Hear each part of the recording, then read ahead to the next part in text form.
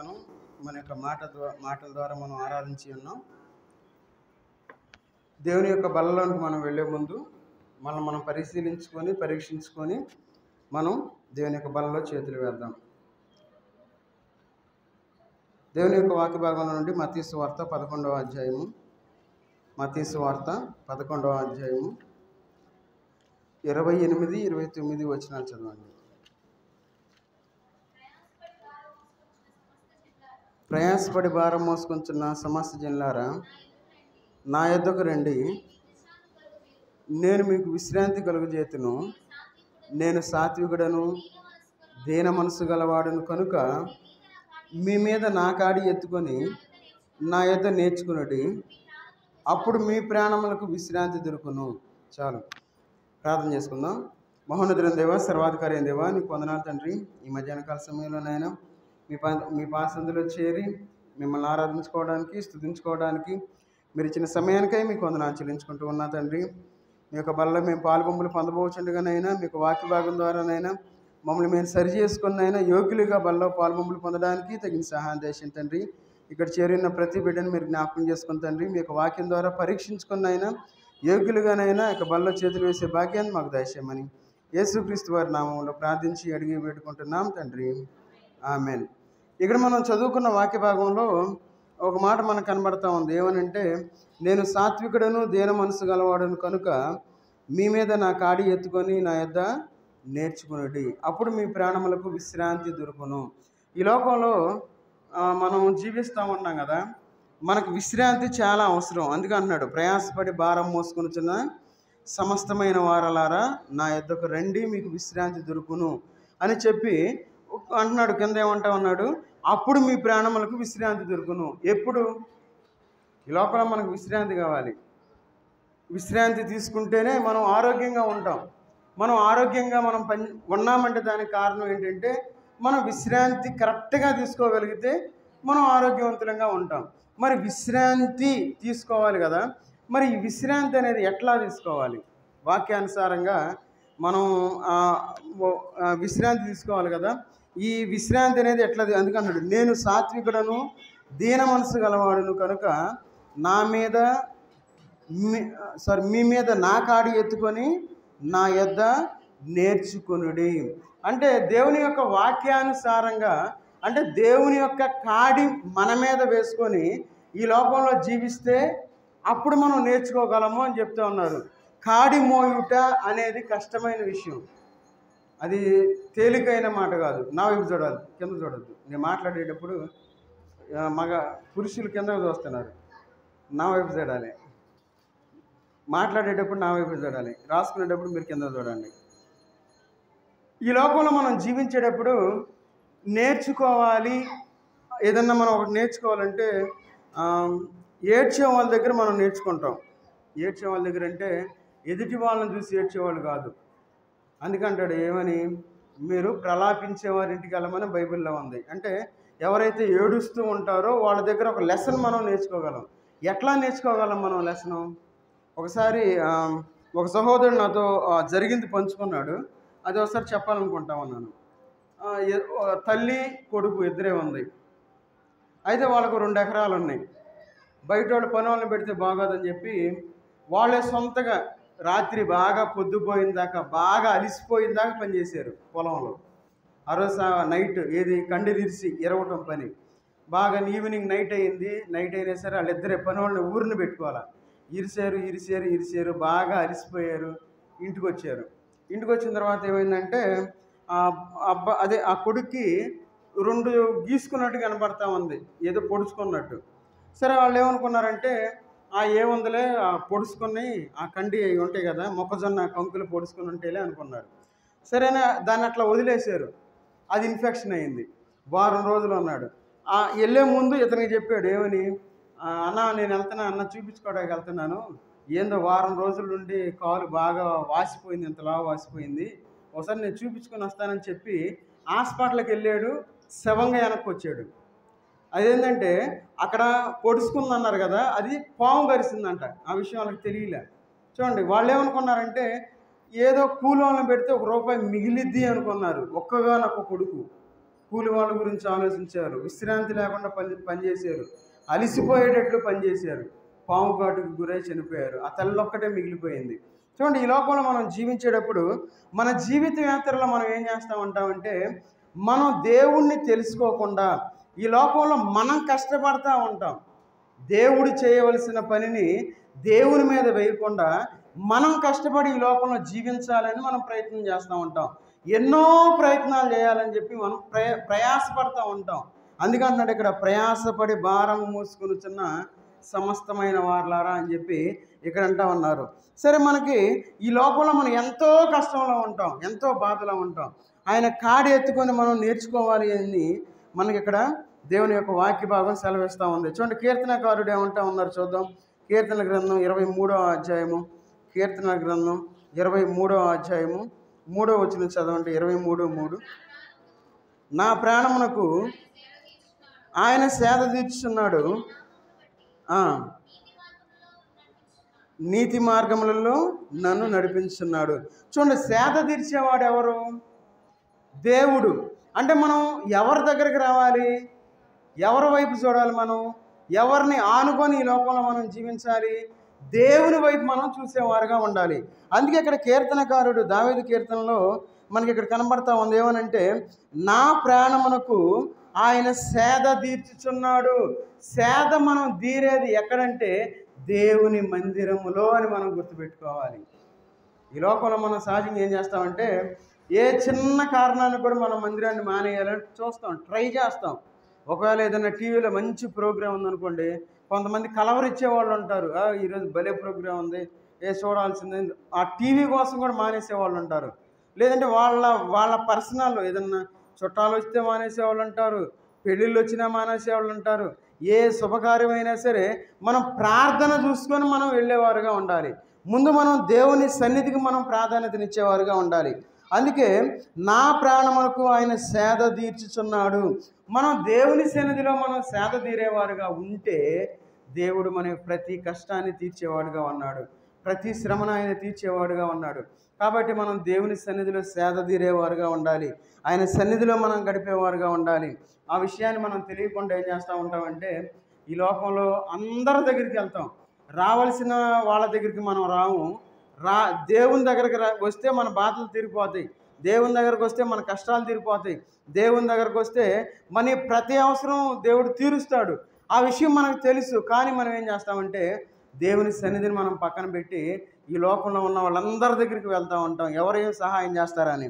కానీ మనం దేవుని సన్నిధిలో ఆయన సహాయాన్ని మనం పొందేవారుగా ఉండాలి. చూడండి, యెషయా గ్రంథం 32వ అధ్యాయము 2వ వచనం చదవండి. యెషయా గ్రంథం 32వ అధ్యాయము 2వ వచనం. మనుష్యుడు గాలికి మరుగైన చోటు వలె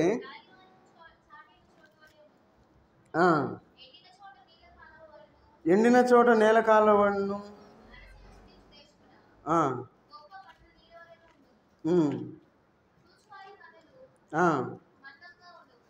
చాలు, ఇక్కడ చాలు.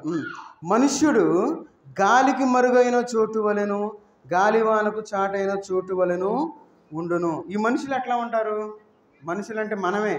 ఎట్లా ఉంటాం? మన జీవితాలు ఎట్లా ఉంటాయి? గాలికి మరుగైన చోటు వలెను, గాలివానకు చాటైన చోటు వలెను ఉండెను. ఎండిన చోట నేల కాలువలను, అలసట పుట్టించు దేశమున గొప్ప బండ నీడవలను ఉండును. చూడండి, మన జీవితాలు ఎలాంటి జీవితాలు అంటే, ఎలాంటి జీవితాలు మన జీవితాలు, ఎందుకు పనికిరాని జీవితాలు మన జీవితాలు. ఎందుకంటే ఎవరో లక్ష్య పెట్టని జీవితాలు మన జీవితాలు, ఎండిపోయిన స్థితిలో ఉన్న జీవితాలు మన జీవితాలు. ఇలాంటి జీవితాలని దేవుడు బాగు చేయాలని చెప్పి ఆయన ఆశపడతా ఉన్నాడు. అందుకంటున్నాడు ఏమనంటే, చాటైన చోటు వలను. చాటుగా ఉన్న చోటు ఎవరు కనపడదు. మనం కూడా మన జీవితాలు, మన బ్రతుకులు అంతే ఉన్నాయి. అందుకే ఈ లోకంలో మనం దేవుణ్ణి ఆశ్రయించేవారుగా మనం ఈ లోకంలో మనం జీవించేవారుగా ఉండాలి.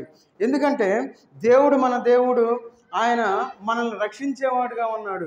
మనం ఎంత దుఃఖంలో ఉన్నా, మనం ఎంత బాధలో ఉన్నా, ఎంత వేదనలో ఉన్నా ఆయన మన కోసం చూసే దేవుడుగా ఉన్నాడు అనే విషయాన్ని మనం గుర్తుపెట్టుకోవాలి. చూడండి, 91వ కీర్తన 15వ వచనం చదవండి. 91వ కీర్తన 15వ వచనం. అతడు నాకు మొర్రపెట్టగా నేను అతనికి ఉత్తరం ఇచ్చేదను, శ్రమలో నేను అతనికి తోడై ఉండేదను, అతన్ని విడిపించి అతన్ని గొప్ప చేసేదను. చూడండి, అతను నాకు మొర్ర పెట్టగా ఏం చేయాలి? మనం మొర్ర పెట్టేవారుగా ఉండాలి. మనం దేవునికి మొర్ర పెడితే అప్పుడు దేవుడు మనకు ఉత్తరం ఇస్తాడు. మనం దేవునికి మొర్ర పెట్టకుండా దేవుణ్ణి వదిలేసి మన ఇష్టానుసారంగా మనం జీవించామనుకోండి, మరి దేవుడు మనకు సమాధానాన్ని ఇస్తాడా? మరి మనం ఎక్కడి నుండి మొర్ర పెట్టాలి? దేవుని సన్నిధిలో అనే విషయాన్ని మనం మర్చిపోకూడదు. దేవుని సన్నిధిలో ఉండి మనం దేవునికి ప్రార్థన చేస్తే ఆయన మన ప్రతి ప్రార్థన దేవుడు వింటాడు. ఒక్క క్షణంలో మన జీవితాలు మారిపోతాయి. మనం అనుకోం ఇట్లా జరిగిద్దని.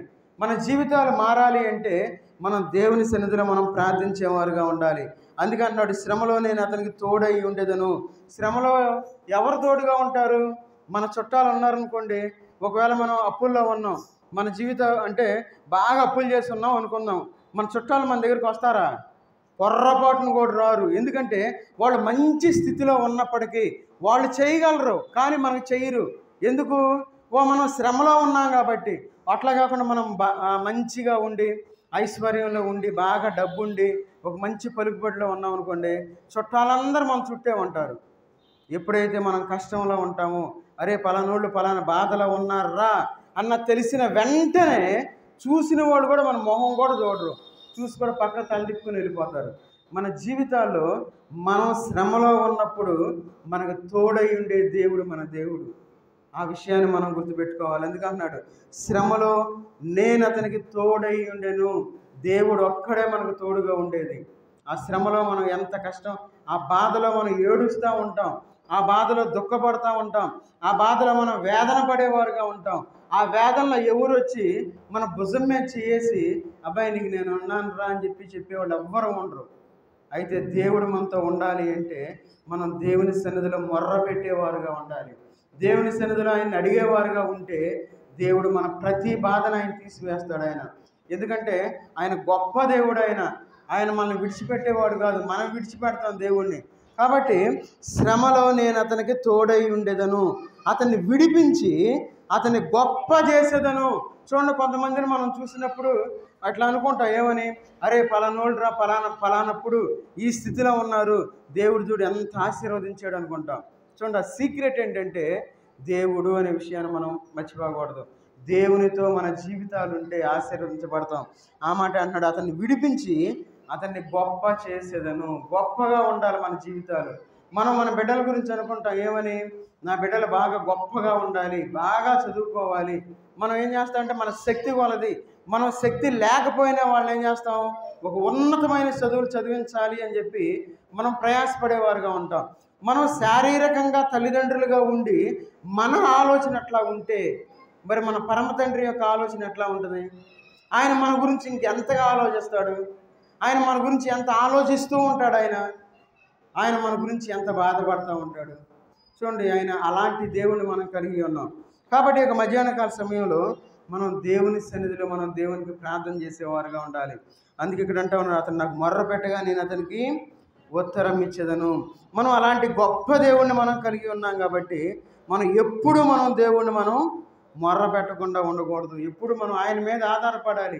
ఎందుకంటే మనకి కష్టాలు ఎందుకు వస్తాయో తెలుసా? ఈ కష్టాలు వచ్చినప్పుడు మనం ఆ కష్టంలో మనం దేవుణ్ణి విడిచిపెడతామా లేదా అని చూడటం కోసమే మన కష్టాలు వచ్చేది. మనకు అనారోగ్యం వచ్చింది, అనారోగ్యం వచ్చినప్పుడు ప్రతి ఒక్కరికి అనారోగ్యం వచ్చింది. అయితే ఈ అనారోగ్యంలో మనం ఎట్లా ఉంటాం? ఒకవేళ ఉదాహరణకి దేవుడు మనకి ఏదన్నా పెద్ద క్యాన్సర్ వ్యాధి పెట్టారే అనుకోండి, సహజంగా లోకస్తులు ఏమనుకుంటారంటే, అమ్మో నాకు దేవుడు క్యాన్సర్ పెట్టాడే అయ్యో అని చెప్పి దిగులు పడతారు లోకస్తులు. అయితే దేవుణ్ణి నమ్ముకున్న వాళ్ళు ఏం చేస్తారు తెలుసా? అయ్యా నీకు వందనాలు, నువ్వు పెట్టిన జబ్బును పెట్టి నీకు వందనాలు అంటారు. ఎందుకంటారు ఆ మాట? అది దేవునికి కృతజ్ఞతాస్తుతులు చెల్లించేవారుగా ఉంటారు.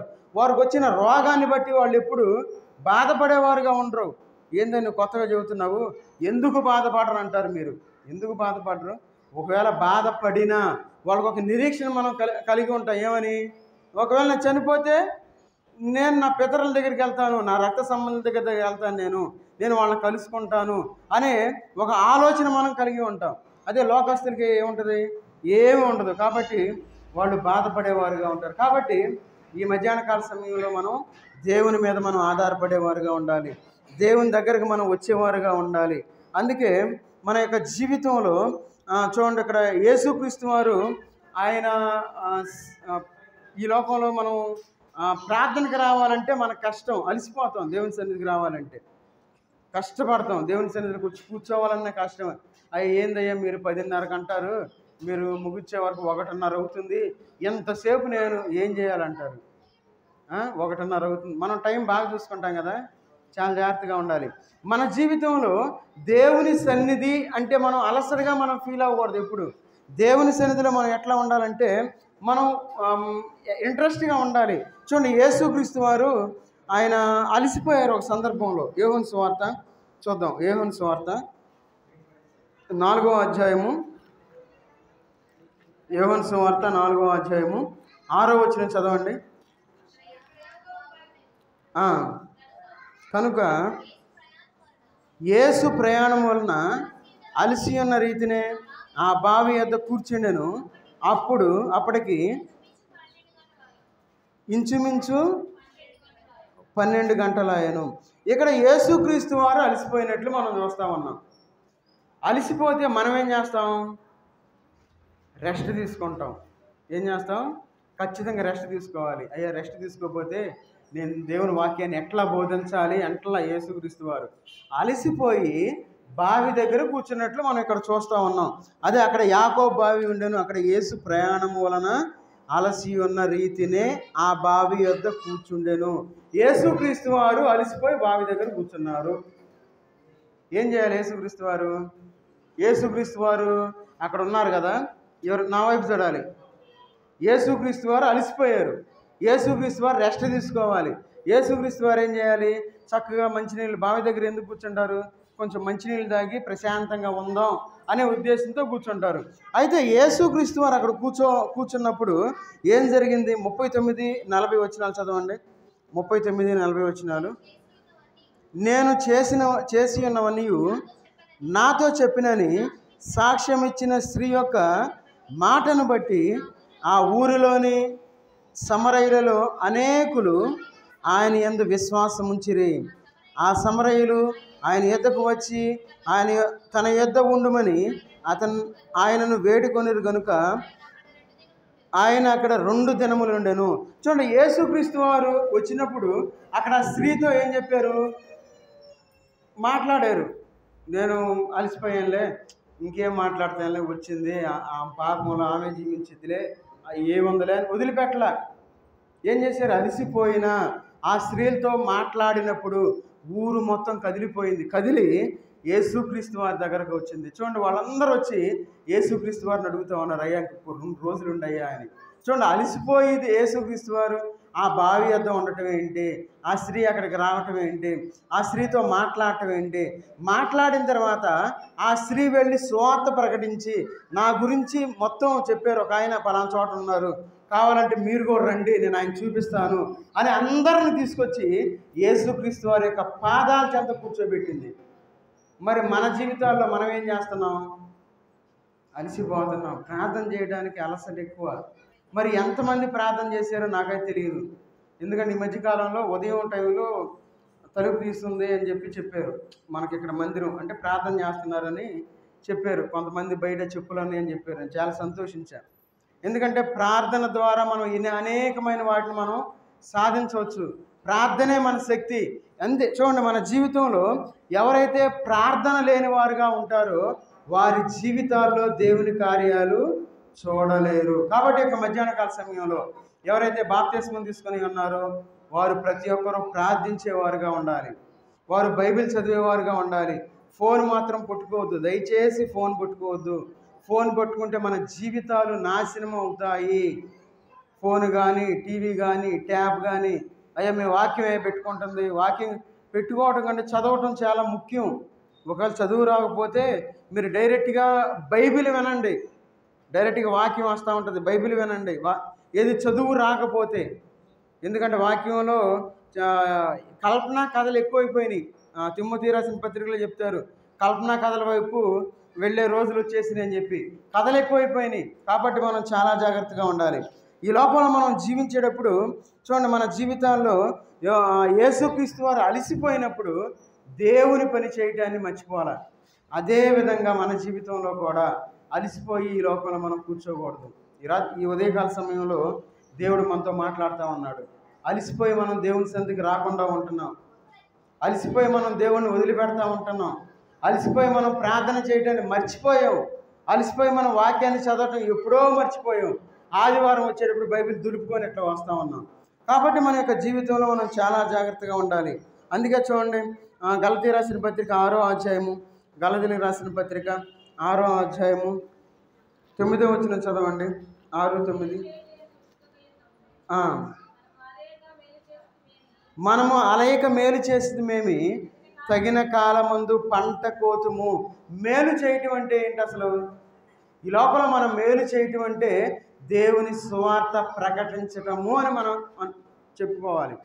మేలు అంటే రెండవ మరణం నుండి మనం తప్పించబడాలి, అది మేలు. అది మన ప్రక్కింటి వారికి చెప్పాలి. ఒకవేళ మనం చెప్పలేకపోతే మనం ప్రార్థన చేయాలి. మనం దేవుని సువార్తను పంచుకునేవారుగా ఉండాలి. అది మేలు. మేలు చేయటం అనగానే నాకు ఫలానా ఉందని నేను చేస్తాను, కరెక్టే. కానీ దానికంటే ముఖ్యమైందంటే దేవుని సన్నిధిలో మనం ప్రార్థించేవారుగా ఉండాలి. దేవుని సన్నిధిలో మనం కనపడేవారుగా ఉండాలి.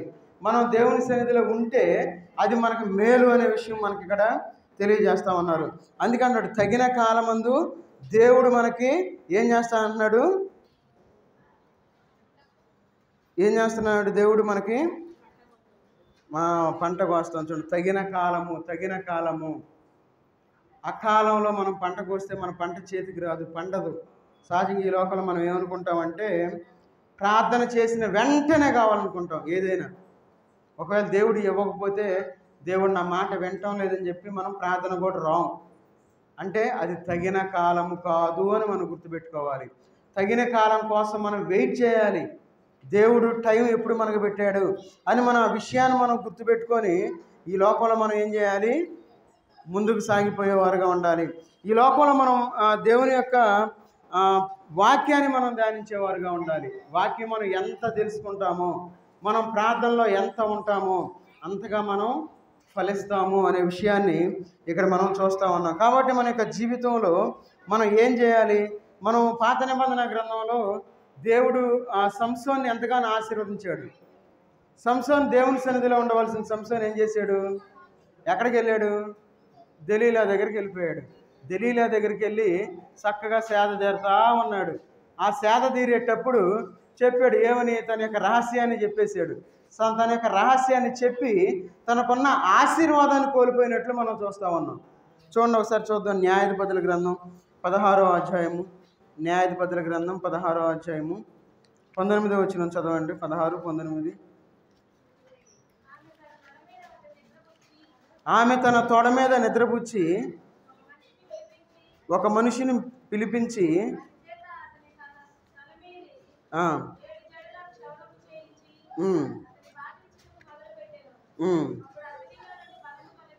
అప్పుడు అతనిలో నుండి బలము తొలగిపోయేను.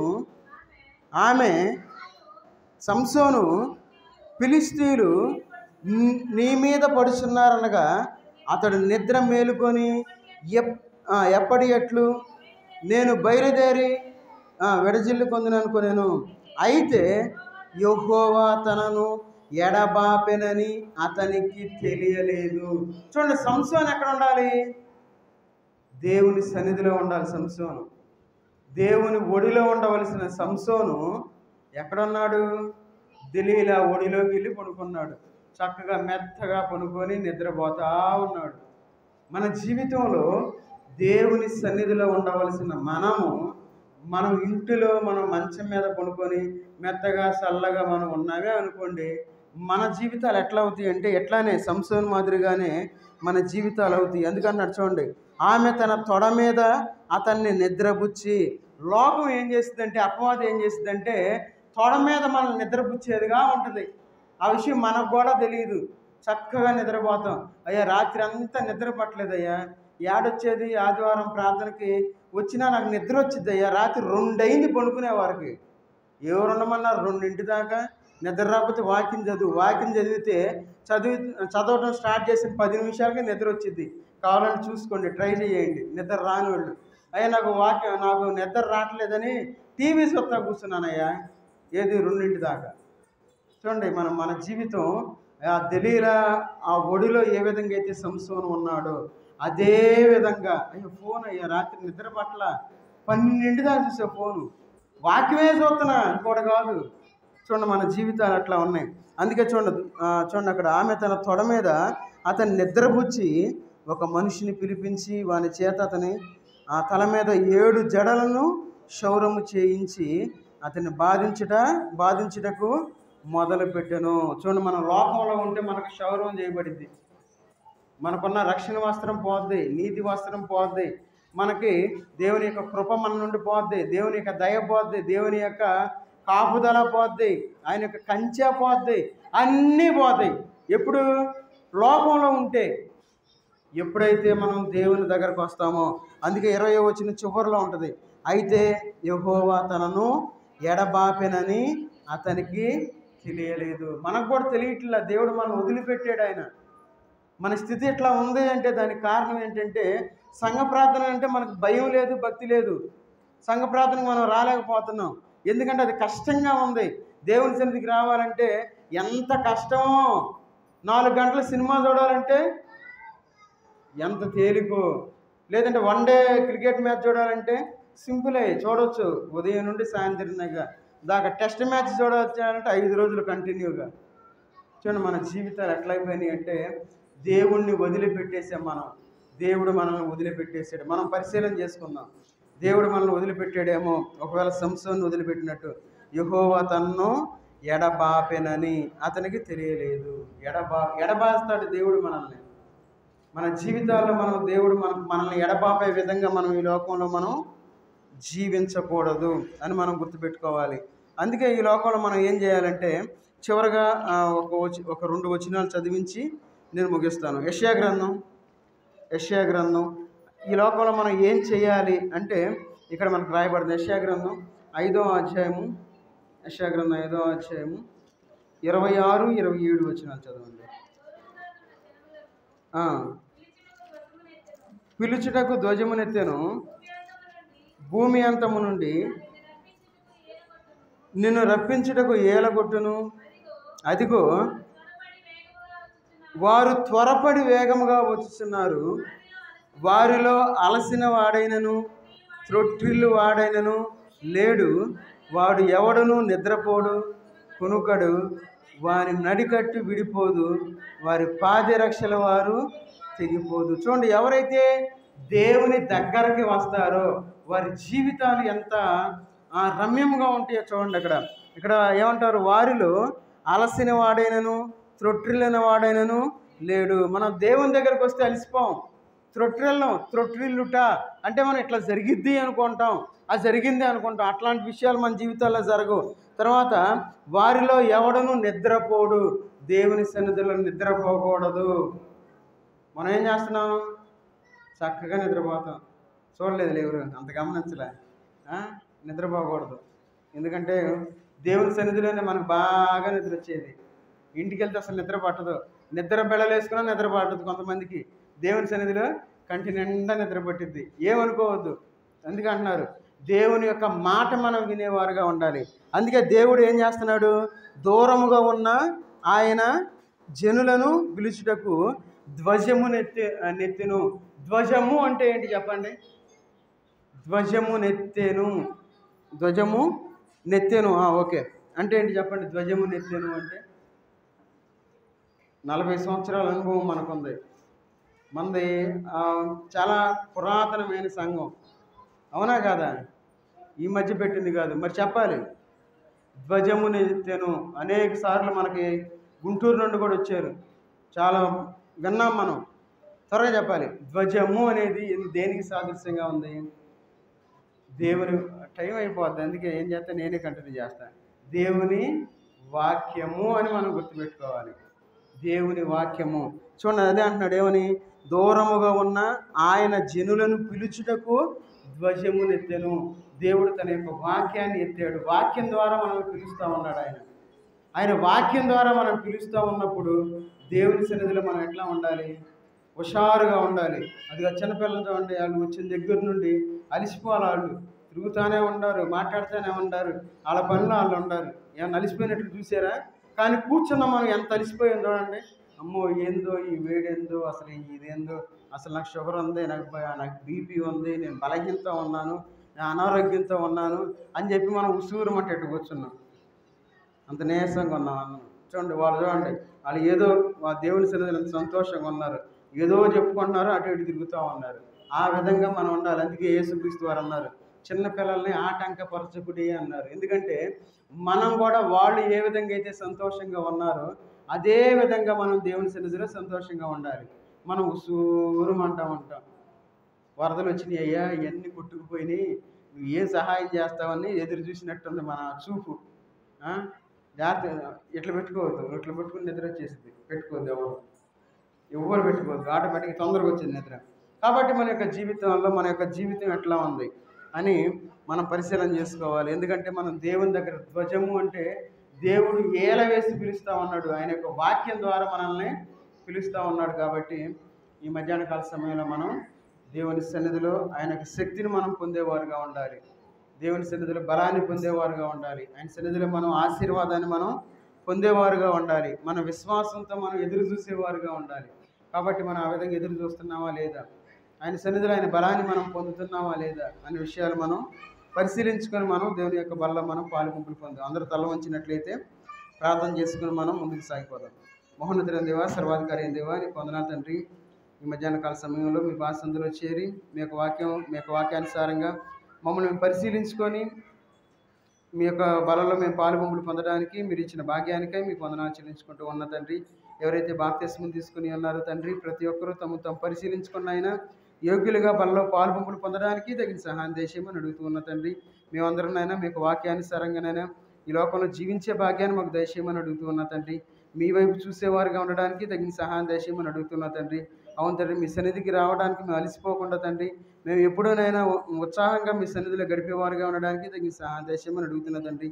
ఇంకా ఎవరైతే మారు మనసు పొందకుండా ఈ లోకంలో జీవిస్తూ ఉన్నారో ప్రతి బిడ్డను మీరు జ్ఞాపకం చేసుకుని తండ్రి, వారు త్వరగా మారు మనసు పొంది బాప్తిస్మం తీసుకోవడానికి తగిన సహాయం దయచేయండి తండ్రి. అవి మీకు బలలో మేము పాలుగుంపులు పొందబోచుండగానైనా, మీకు శరీరంలో మేము పాలుగుంపులు పొందబోచుండగానైనా మీకు ఆత్మ మాకు తోడుగా ఉంచి నడిపించమని యేసుక్రీస్తు వారి నామంలో ప్రార్థించి అడిగి పెట్టుకుంటున్నాం తండ్రి. ఆమేన్.